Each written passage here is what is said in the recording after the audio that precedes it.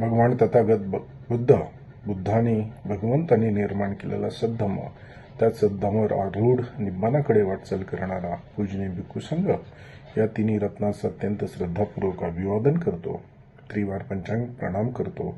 तसेच चौथे रत्न म्हणजे परमपूज्य बोधिसत्व डॉक्टर बाबासाहेब आंबेडकर यांना देखील त्रिवार अभिवादन पंचांग प्रणाम करतो. आपणास अंजलीबद्ध प्रणाम करतो, अभिवादन करतो. आपण आज दुसरा व्हिडिओ बघतोय की भगवान बुद्धाच्या प्रतिमेचं पूजन करणं हे खरोखरच अंधश्रद्धा आहे का? तर आपण वंदना म्हणत असतानाच आपल्याला याचं उत्तर मिळतं. पुष्पं मिलायति यथा इदं मे कायो तथा याति विनाश भावंग. पुष्प ज्याप्रमाणे भगवंताला आपण वाहतो, भंतेजींना पुष्प देतो, तर ही अंधश्रद्धा बिलकुल नाही आहे, मिथ्यादृष्टी नाही आहे. याचा अर्थ पालीच्या अमृतवाणीचा असा होतो की पुष्पं मिलायति यथा इदं मे, हे पुष्प जसे विनाशाकडे जाणार आहे, कायो तथा याती विनाश भावंग, आणि तोच कायेचाही माझा धर्म आहे. माझी काया देखील विनाशाकडे जाणार आहे, नाशाकडे. जिथं उदय आहे तिथं विनाश आहे, नाश आहे. जिथं अस्तित्व आहे तिथं क्षणभंगूर जीवनाचं हे आपल्याला आकलन होतं आणि आपण विरक्तीच्या मार्गाने त्या दृष्टीने विचार करू लागतो. त्याच सोबत घनसार्प दीपेन तमधंसिना तिलोक दीपं संबुद्धं पूजयामि तमोनुदं.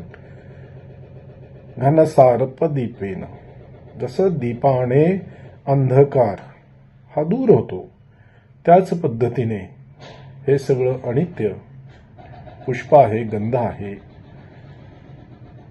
अगरबत्ती आहे, मेणबत्ती आहे, याचे प्रज्वलित करण्याने आपल्या जीवनामध्ये अंधकार रूपी अज्ञान हे दूर होवं आणि सज्ञान रूपी प्रकाश, आलोक हे आपल्यात निर्माण व्हावं, उत्पन्न व्हावं.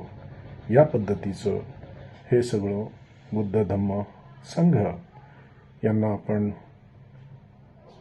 पुष्प, मेणबत्ती, अगरबत्ती हे सगळं अर्पण करून आपल्यामध्ये निवृत्ती येणं, या सगळ्या गोष्टीपासून आपण अनित्यबोध घेणं आणि निब्बाणाचा साक्षात्कार करून घेणं हेच अभिप्रेत आहे.